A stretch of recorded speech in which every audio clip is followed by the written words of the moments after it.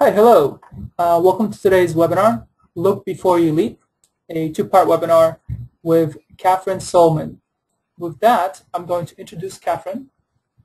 Catherine Solman is the managing partner and founder of 9 Lives for Women, a highly acclaimed multi-channel blog that helps women navigate work and life in 9 stages from college through retirement years. Recognizing that it is too black and white to say that women are either working or not working, Catherine's website helps women with all the gray areas when they have one foot in or one foot out of the workforce. For more than a decade, she has helped women stay in or re-enter the workforce through coaching, recruiting, seminars, and corporate consulting, and a full library of blog posts that provide practical, no-nonsense advice, inspiration, and empowerment for women at every age and stage. Her website is 9livesforwomen.com. And here's Catherine. Hello, everyone. I'm so glad to be working with Ivy Executive to bring you this Look Before You Leap webinar for women who are thinking about taking a hiatus from the workforce for family reasons. So first I want to tell you a little bit about my background and why I've been focused on women. I, for the past 10 years, had another company where I co-founded a network of 9,000 women, and it was primarily to help women return to the workforce after generally an average 12-year hiatus. So I was working with a lot of women who were on the other side of the leap, and not only coaching them, but actually helping them find jobs. And our company was one of the first to focus on returning professional women, and I've seen a lot of what it's like once you've been home for a while and you want to get back into the workforce, and you basically want to start getting paid for your time, which turns into a tremendous amount of very worthwhile, but also can be very hectic volunteering life.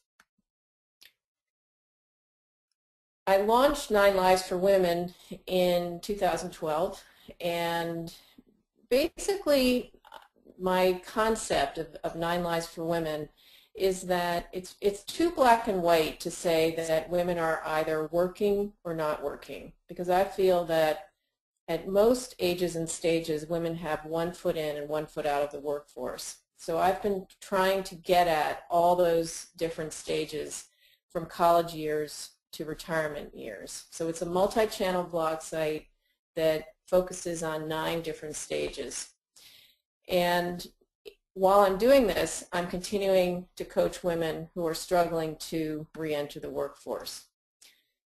So why did I even get involved in helping women? I went to a women's college, and we heard, this was back in the late 70s, that when women were really getting very involved in the workforce, and the very strong message was that women can do everything, that you can go to college and you can get a great job and you can also have a family. And I even heard that through Gloria Steinem, who spoke on our college campus, and she had that famous "you can have it all" speech.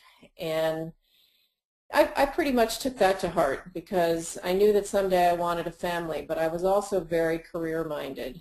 I had always loved the idea of working, and even when I was a young child, my sister would always want to play dolls, and I always wanted to play office. So when I heard Gloria Steinem say that you can have it all, the one thing that really stayed with me was that if I wanted to have it all, I was going to have to make that happen. I didn't think that anyone was going to hand it to me. I knew that it was going to be work. So what's flexibility today? I mean, I think that's what all women want. They want to have a job where there is some flexibility. I've been in this field for more than a decade, and the unfortunate report is that there seems to continually be one step forward and 2 steps backward. Most companies still have not figured out how to institutionalize flexibility. It is primarily one-off deals with various women. Usually flexibility is not given right off the bat when you have a new job. It's usually if you've proven yourself and you can convince your manager to give it to you in some way. There is no widespread flexibility throughout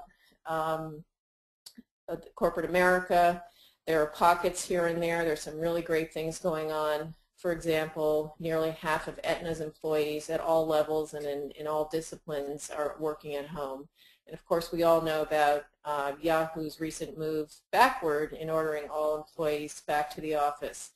But the bottom line is that in the near term, work-life balance is going to continue to be mostly one-off deals with individual employees. And so I get back to this concept of that, work-life fit is really up to you.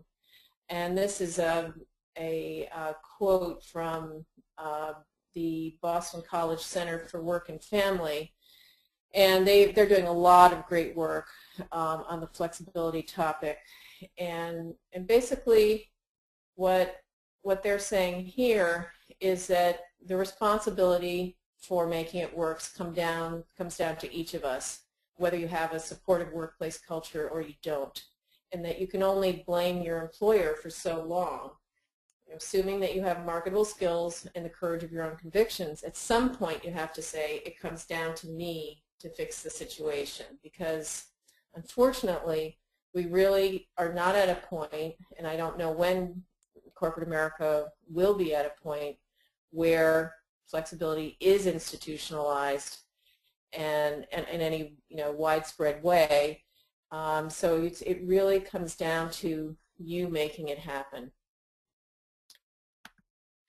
So what I want to do with this webinar is to help you decide if you're thinking of leaving the workforce for the right reasons, if you've considered not only the positive side of leaving, but also how leaving could negatively impact your career, your family, and your life, and if the concept of work-life balance is actually even valid or possible. So the first thing to think about is, who or what is driving you out of the workforce? Is it guilt? I mean, all of us feel some measure of motherhood guilt. I have two daughters, one who's 13, one who's 22. With my first daughter, the 22-year-old, I used to fret constantly about whether or not I should be working and whether she was going to love the nanny more than me, and whether there would be long-term effects from my working. And I remember my husband used to say to me, you have a choice not to work, but 95% or more of the women in the world have to work, and they all can't be raising troubled children. And so you have to really think about, what is it that's driving me out of the workforce and making me think that I have to leave? Is it pressure from family and friends? Is it overblown news stories? Because the media loves to glom on to this issue that working women are somehow harming their children. But there are many, many studies, and there's one that I just wrote about in my blog about daycare and the fact that it is not harming children or causing hyperactivity or all the crazy things that that they're always saying that that daycare does to kids. So you have to kind of parse out what is it, why are you leaving? So I'd like to figure out with the people who are participating now, why you're considering a hiatus. Is it and to try to get at is it fueled by emotions, as I told you, where I was scared when my daughter was young? Is it a short-term fix for longer-term issues? I mean, is whatever you're feeling really going to be fixed in 2 years, or will you end up being there for 10? And are there any problems about your current work and life situation that actually could be solved now? So one of the things to realize is that the majority of mothers work at all economic levels. 7 out of 10 by one study, the Pew Research study. And as I said before, I think as mothers, when we feel motherhood guilt, we have to realize that all of these women are not raising troubled kids, or all of these women are not sacrificing bonds with their children. And I always say that kryptonite, which is that green area there, can't destroy the mother-child bond. And there's also a myth that working moms don't spend as much time with their children as non-working moms. And this is another study which says that working moms spend 86% as much time at home with their children as employed moms do. And, you know, really, when you get out and you see, you know, I work in the suburbs, and I see that, you know, many of the women who are not being paid to work are often not home. They're out doing volunteer work, they're playing tennis, they're doing exercise classes. You know, there are a lot of reasons why they're not home. So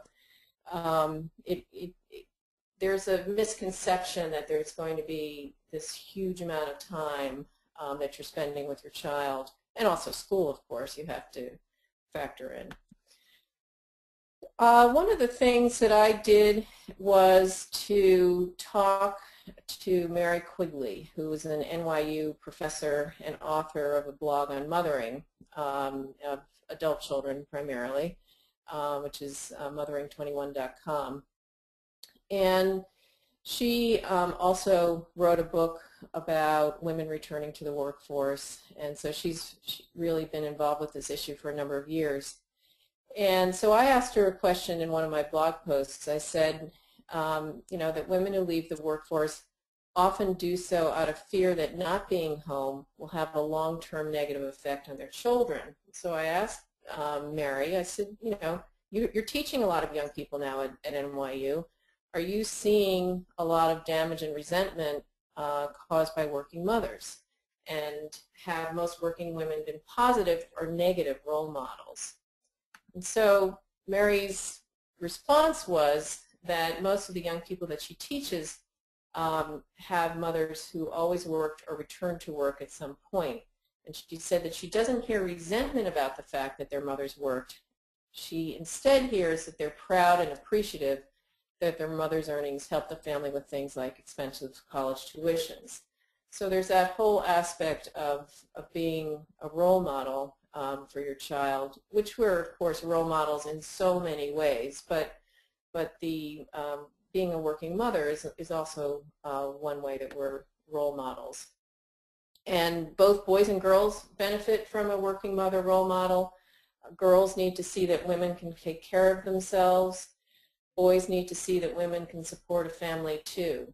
I have a story that I also wrote about on my blog about a young boy. My youngest daughter, was swimming on a swim team, and it was the first swim meet of the season, and it was both boys and girls, and the coach started explaining how the meet was going to go, and she said, well, okay, so first the girls are going to swim this, and then the boys are going to do that.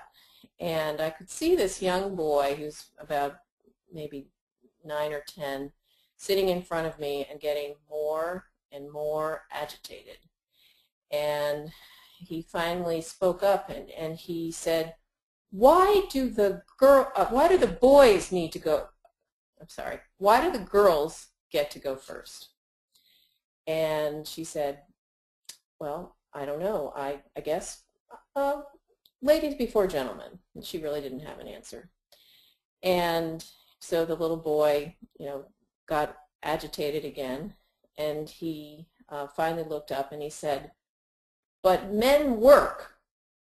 And so clearly this little boy, you know, living in 2012 at the time, and living in an educated community, feels that men are more powerful, men should go first because men work. So that's an example of where role modeling can go awry. The other key relationship that women need to think about when they're considering moving out of the workforce is the relationship with your spouse or significant other. And this is something that I've seen quite a lot in my coaching practice.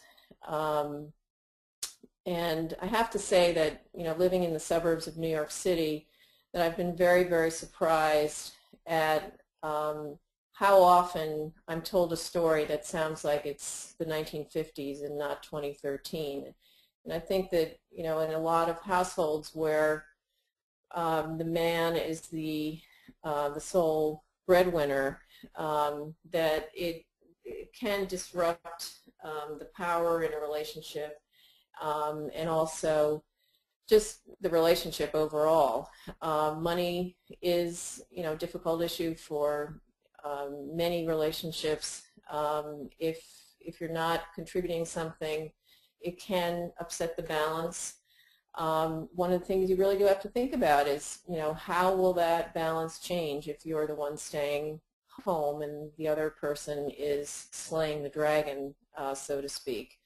And I know, because I'm a mom too, I know how hard it is to do all the mom stuff and all the things related to the house and taking care of the kids and the driving and the school oversight and everything else. So I know that it's, really difficult work, but I think there still is the perception that work outside of the house is slaying the dragon.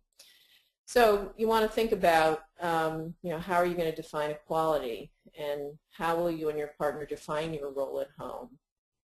And, the not fall into a trap of, what have you done all day, which I know it sounds crazy, but I have heard this attitude relayed to me in my coaching practice quite a bit. And I actually saw it firsthand at that same pool where I was telling you about the swim meet.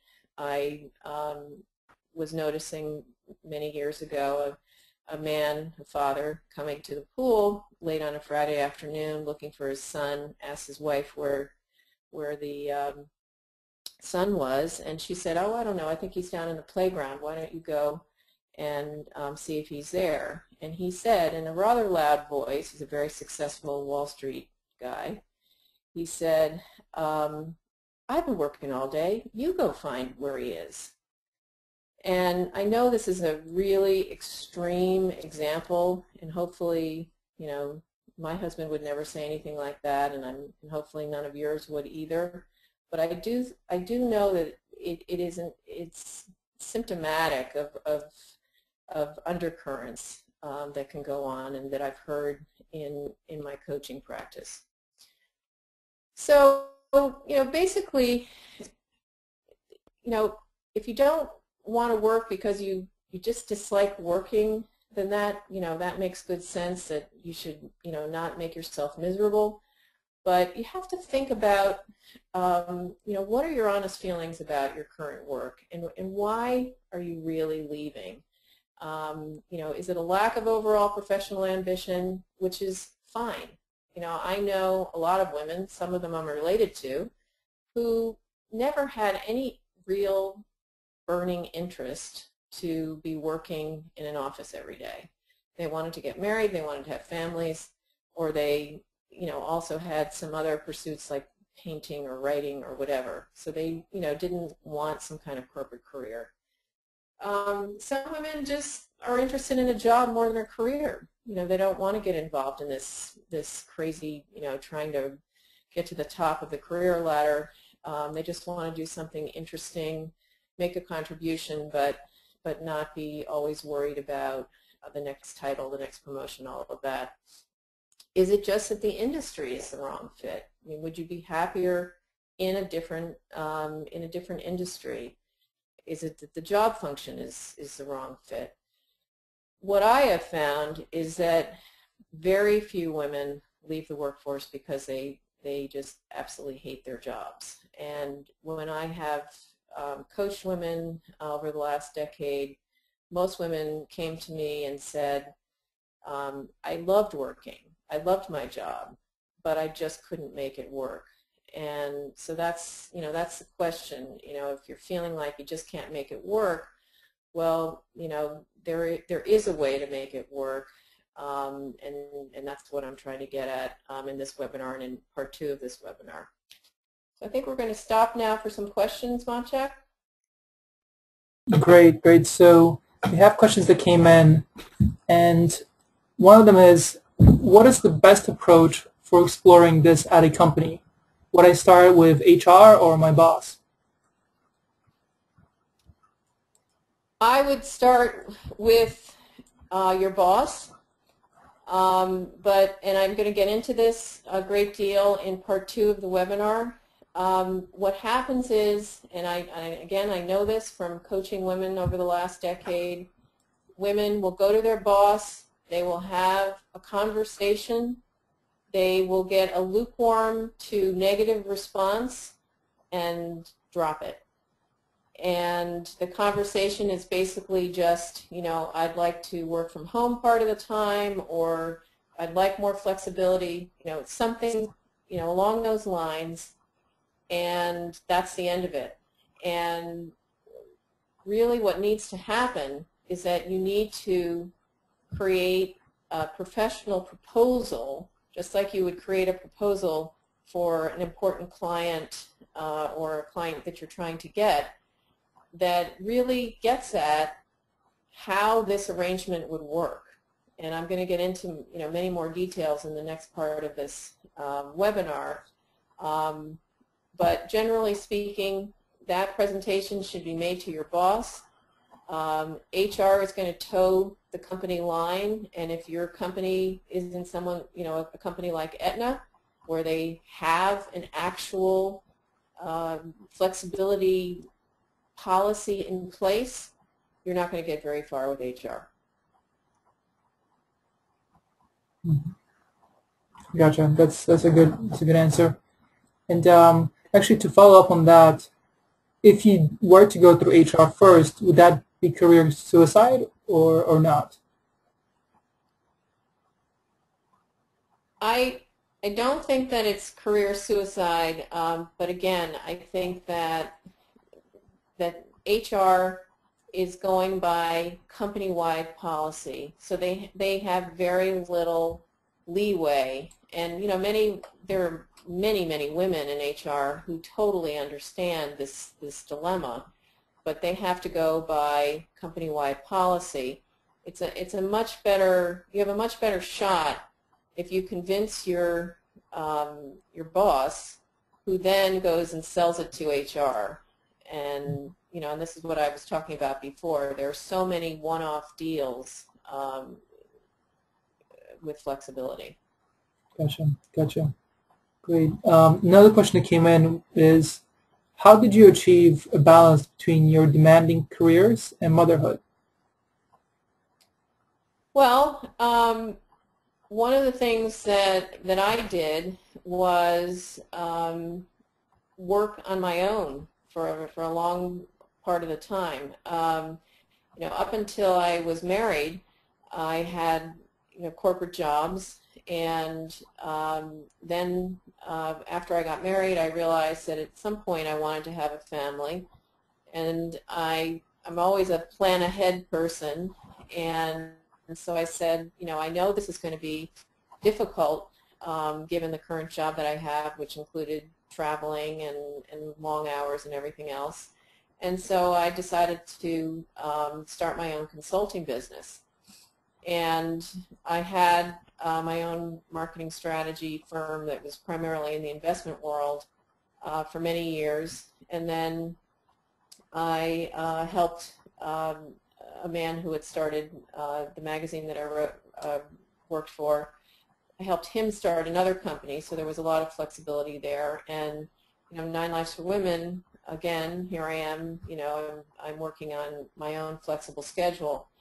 But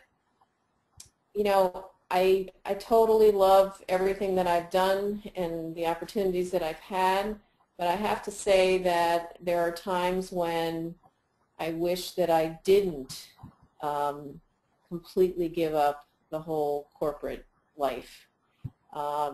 And I mean, just as a funny thing, one of the women that I worked with when I decided at first to go off on my own is now the CEO of the company.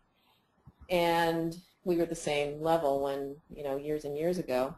And there's a part of me that, that liked that corporate life. And so, I mean, there's never the perfect situation, but I have seen over the last decade, I've definitely seen many women work out palatable, flexible arrangements so that they feel like they're being the mother that they want to be, and also, still getting the intellectual stimulation and the sense of self and the money that they want as well. Gotcha. Do we have do you have time for one more question, or would you like to keep going? Sure. Right. I guess a follow-up to that came in as well is, what trade-offs did you have to make? Like some examples of those. Well, I mean, I think the trade-off that I was just mentioning was, I was on a track to make a lot of money, and on the corporate track, and I decided that I would just generate the income on my own, which, there have been excellent years and there have been not so excellent years. So that, and I also, I got a kick out of kind of being on the corporate ladder and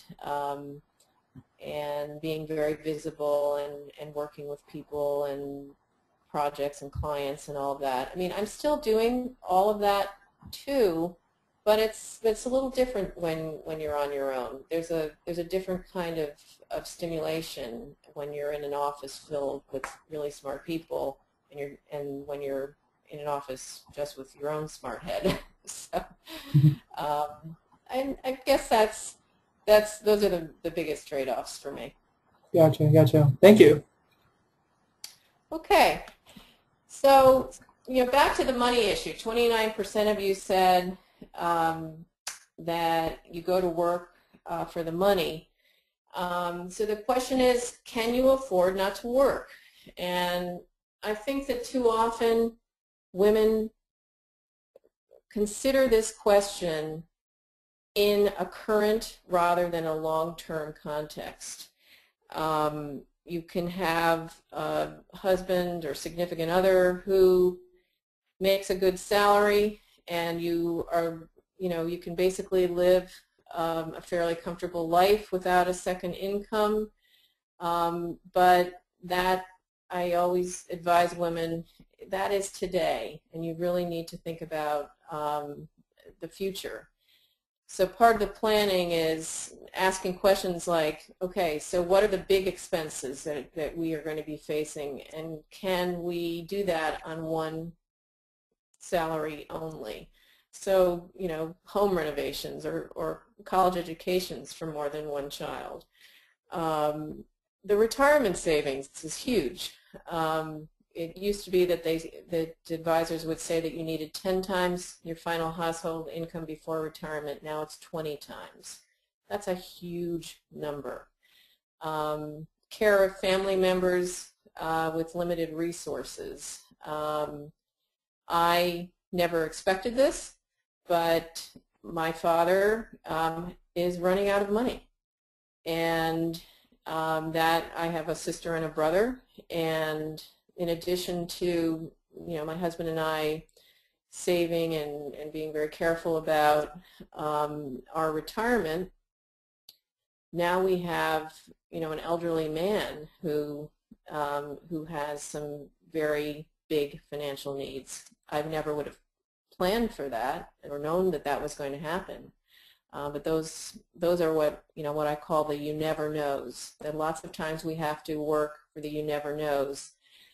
Spouse job loss. another big one. My husband was one of the top people at a major financial services firm, one of the top 50 in the world, and he lost his job. And never would have thought he would lose his job. He was with the company almost 40 years. He was at the very top. And, you know, fortunately, he was able to fully retire. And now he is actually, from that company, he's actually working again. But for many people that got caught up in this big exodus from this company, they're not finding work, and they couldn't retire and get all the benefits of retiring. And just as I had no idea that that would ever happen, many women come to a point where that's happening, especially in this economy. Death and divorce. Divorce is certainly very common, and I think, you know, we all know people. It seems like, you know, every couple of months there's another person I know who I'll say, oh my God, I cannot believe they're getting divorced, and because just people you would never expect. So there are a lot of you never knows that you have to consider as well in terms of, can you afford not to work? I mentioned the elder care cost, the situation that I have with my father. But your own elder care cost, too, is something that you have to factor into your retirement savings. And if, as I'm going to be facing, you have to get involved with a parent. And, you know, my mother isn't alive, so I don't have two parents to worry about. But in some cases, couples could have 4 living relatives, and more than one could need help. And these are, you know, these are scary numbers when you look at them. That the national average hourly rate for home health aides is $21 an hour. When you're thinking about the time when an elderly person, yourself or a parent, needs round-the-clock care, that's you know, that's more than $800,000 a week. The national average monthly base rate in an assisted living community, $3,500. Nursing home average daily rates in the, you know, in the 200s. So those are big numbers, and you may know, I certainly know a number of people who were, you know, quite comfortable and affluent in their lives, and once they hit the elderly years, their fortunes were just dwindled down to nothing. So that's a consideration. I mentioned before about what you need for retirement security, and the way that that works is if your household income is $100,000 at the time of retirement. So let's just say that you decided to leave the workforce, and for the sake of an example, your husband was earning $100,000 when he was at retirement age. At that point, you would need to have had $2 million saved beyond Social Security. And one of the things that I've been very heavily involved with throughout my career is the investment world. I was very heavily involved with the whole 401k investing area and retirement security. I wrote a book with the man who actually invented the 401k, and I know with great conviction that most people have not saved enough for retirement, and it's a very, very scary fact. 75% of people who were nearing retirement in 2010 had less than $30,000 in their retirement accounts. And almost half of middle-class workers will be poor or near poor in retirement, living on a food budget of about $5 a day. Now that sounds crazy. That sounds alarmist and sensationalized. But I just told you about my father, and he's almost there, and he was an executive in New York. And women, when, you know, we all know that women often outlive men, and only 32% of retired women have pensions versus 55% of men, and women's benefits are usually less than men's as well.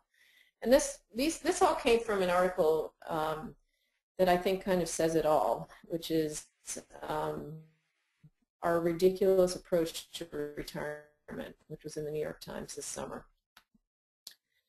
And I think, when you're thinking about leaving the workforce, and if there are, guilt feelings and worries like I, was telling you that I had years ago, you kind of sit there and you wonder, what is going to happen to this child if I stay in the workforce? And so these are pictures of my oldest daughter. On the left, that's me and my daughter on her first birthday, and that's when I was working full-time, very corporate, very worried all the time about what the future would hold.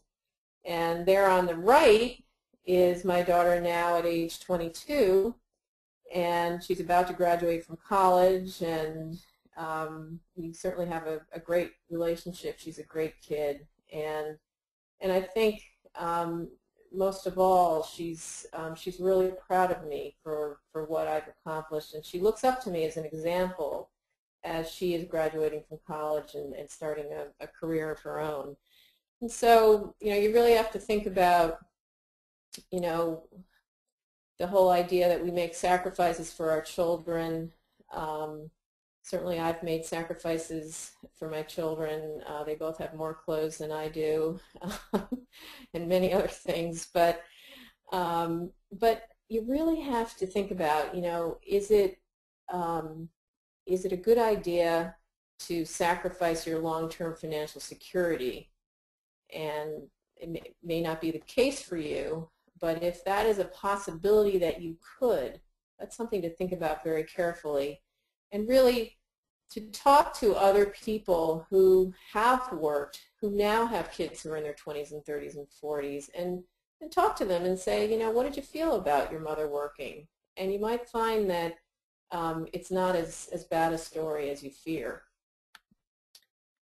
So in terms of career goals, the other thing to think about is, what is it that you would want to achieve before you finally retire completely from work? And it could be title or level, compensation, in terms of specific accomplishments, industry recognition, fame, depending on what kind of work that you do.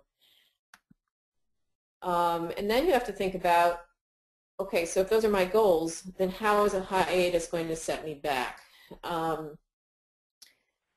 93% of women want to return to work, and only 74% succeed. There are all kinds of numbers flying around, representative of what I've seen over the last decade.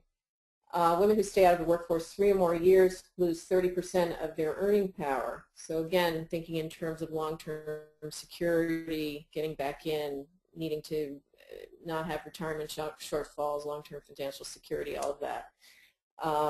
And I also found that women stayed out an average of 12 years, but I've got it here that it's 3 or more years. So you've got to think about, how could you keep a hand in your career, and what kind of resources would help you resume your career so that you would beat those statistics.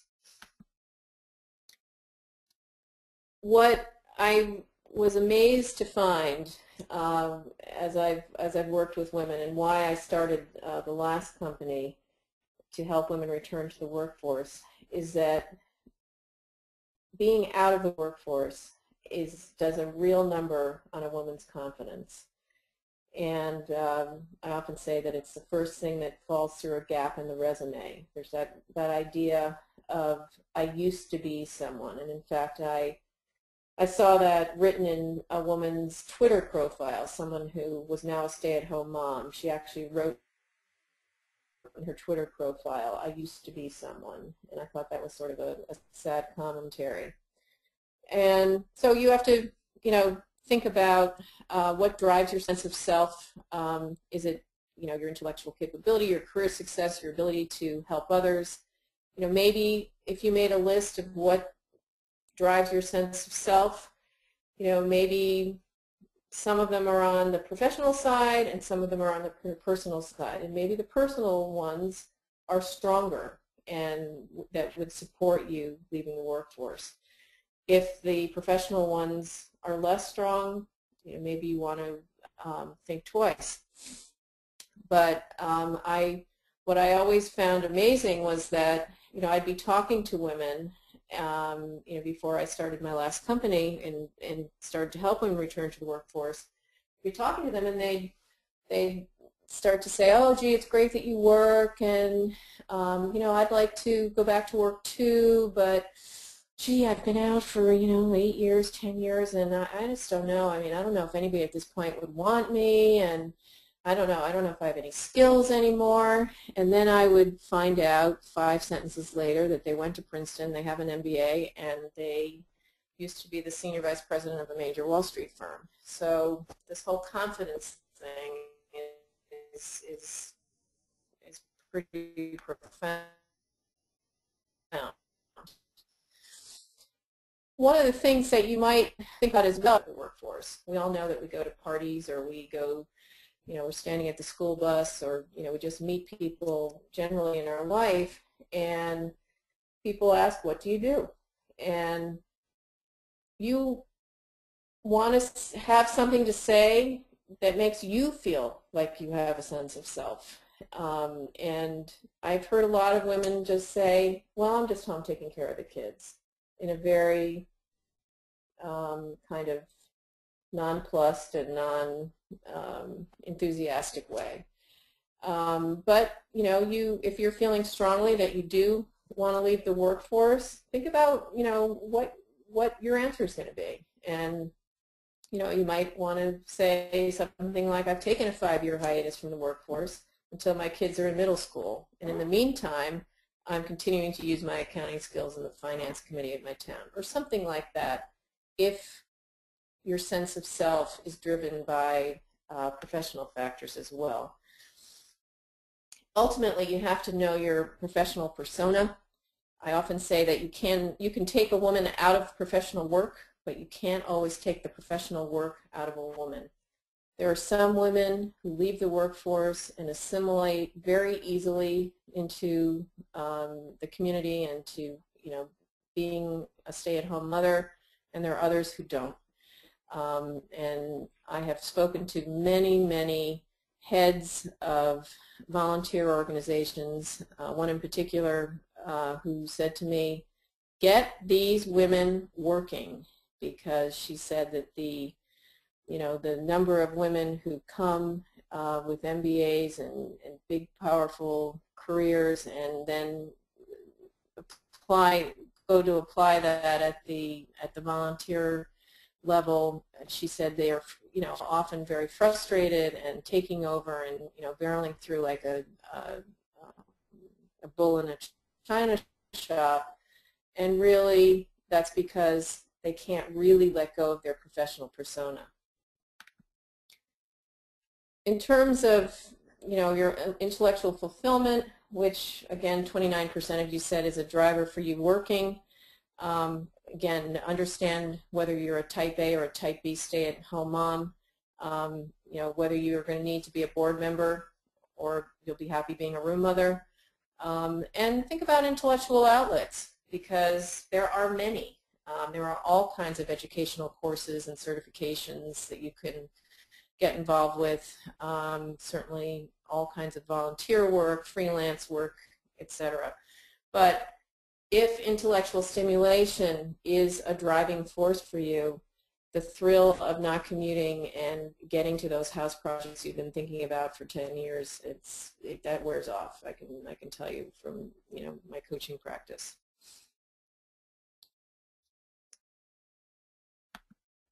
So ultimately, you've got to do what makes you happy. I read the most wonderful letter to the editor years ago, and it was a woman who was a professor at Columbia, and basically she said, there's absolutely no evidence that shows that a working mother harms a baby.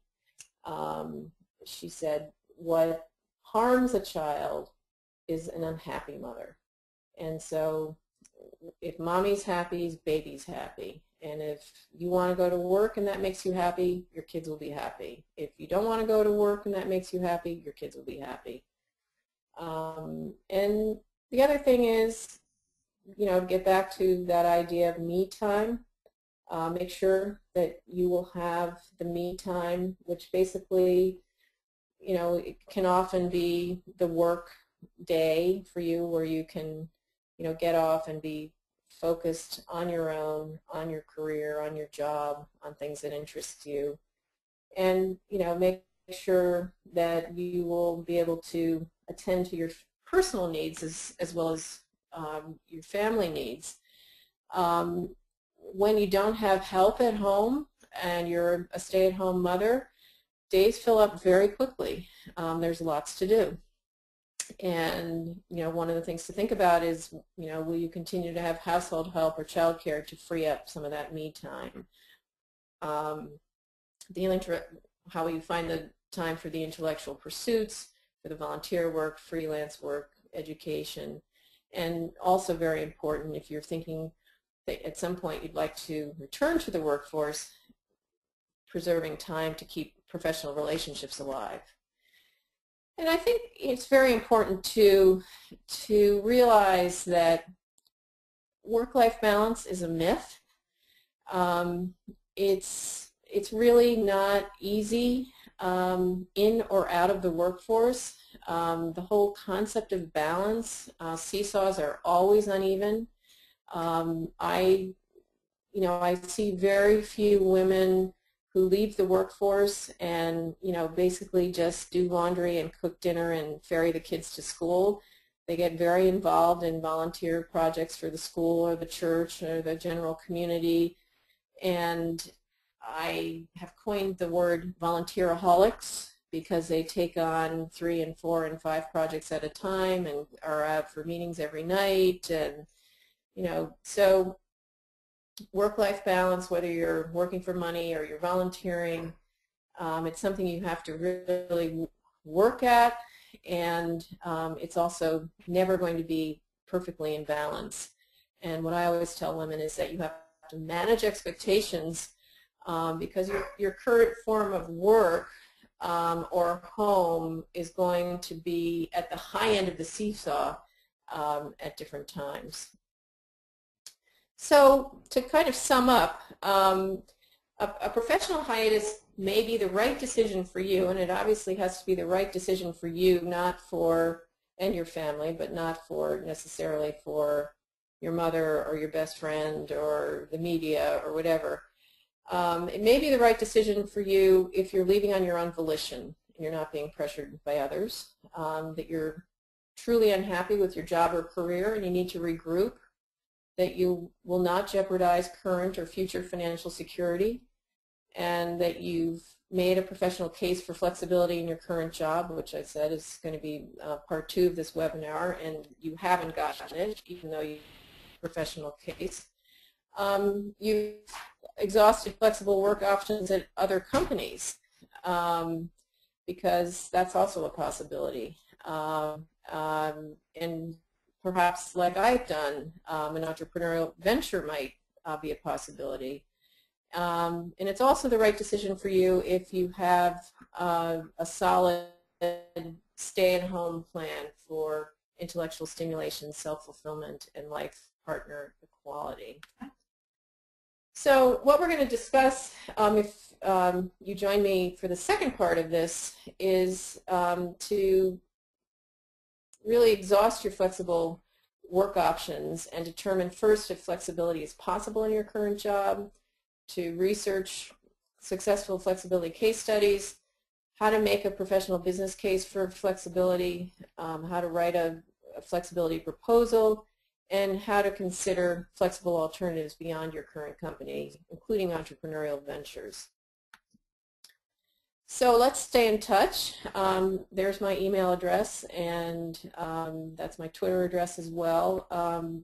Be happy to hear from you on other topics that you'd like me to cover in the second part of this, and certainly happy to answer your questions now as well. And many thanks for participating. Great. Thank you so much, Catherine. This was very inspirational and very informational as well. I have a few questions as well before we finish up the webinar. So, and we have recorded the webinar, so don't worry, you get the recording, so you'll be able to watch it as well. So, some of the questions that we have. So the first one is, it's a story. So we have a plaintiff's trial lawyer with a lot of work but no children who wants to get a job with better work-life balance first, but is qualified only for highly demanding jobs. She's thinking about switching professions entirely, which means she'll have to have her family plans on hold. Can you recommend any resources for someone in her position? She feels stuck even if she asks her boss with a plan, if she asks her boss along with a plan for better work-life balance, the nature of her work makes it almost impossible to achieve that balance. Well, there are certain industries, certain types of jobs that are very difficult to have flexibility. One that comes to mind is the whole investment banking industry. And if you're involved in M&A and doing deals, it's very difficult to say at 4 o'clock you're going to walk out the door. But there are possibilities to dial down a very high-level career, but stay within your general field. And a lot of that comes from when you ask for resources. A lot of that comes from networking, to talking to other women, to thinking of as a trial lawyer, thinking of could you possibly work for a smaller law firm, maybe one that is closer to your home, that maybe isn't doing litigation, but where you could still use your skills and your experience. Just as one example, when I was a recruiter, there was a woman who asked a similar question, and she was a partner at one of the big law firms in New York, and she wanted to have more work-life balance. And as it turned out, we found her a job at a private equity firm out in the suburbs, and she definitely reduced her salary, but she felt that she gained so much in work-life balance and flexibility that she was happy to give that up, and we placed her there probably 5 or 7 years ago, and it was a great move for her. And she's still doing very important and very interesting work. It's just that she's not in as quite a demanding niche. And so there are recruiting firms that focus on flexible jobs. Like, for example, now it's going to not come to me. I'm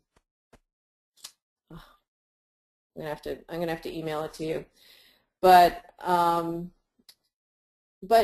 that's not necessarily how you're going to find them. They don't necessarily find those kinds of jobs. Sometimes they do more high level, but they tend to find more project-related jobs. But it's really through networking, because flexible jobs are more often found at smaller companies. That's just a fact. And so if you're at a big law firm like the woman that I helped was, well, then when she got to a smaller private equity firm, there was more opportunity, there was more openness for a more flexible schedule. Flexible Resources, that's the name of the company in Greenwich. Perfect, perfect. Another question? Yes, we have 2 more. What are some of the major challenges women face when they try to re-enter the workforce? Well, I mentioned the confidence. That's the hugest roadblock that they have to get over first. There are many women who fall behind technologically. And that's something that you really have to stay on top of when you're out of the workforce, because things change so quickly in terms of software, even in higher level jobs where you might be involved in creating presentations or whatever. You've got to stay on top of technology.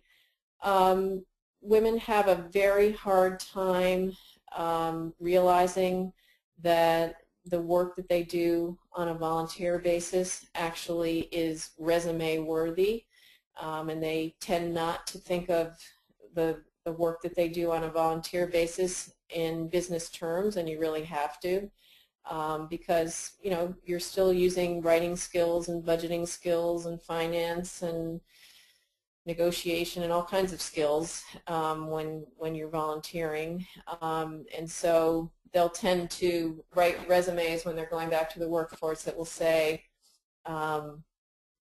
volunteered at the book fair, and that will be it. But and then I have to coach them and say, okay, let's talk about what skills you used and how many volunteers you managed and how much money you raised and what are the metrics. Did you raise 50% more money than you did the previous year, and that sort of thing. So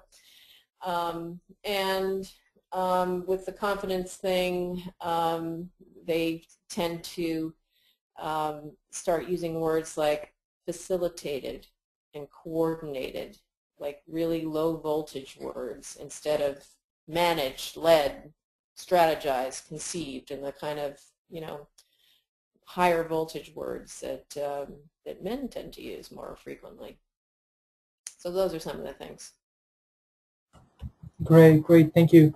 And the last question we have is, why are employers so skeptical about women's ability to perform after they've stepped off the career track for a while? Well, it really depends, and the media will tell you that employers are skeptical. Employers are not skeptical. I mean, because I was a recruiter and I can tell you this. They're not skeptical if women do a good job of proving that they continue to use their business skills while they were out of the workforce. So all the things I was just saying about resumes. So when they become skeptical is when they have the sense that all those business skills have not been used. And anything that we don't do for 5 years, 10 years is going to get a little rusty.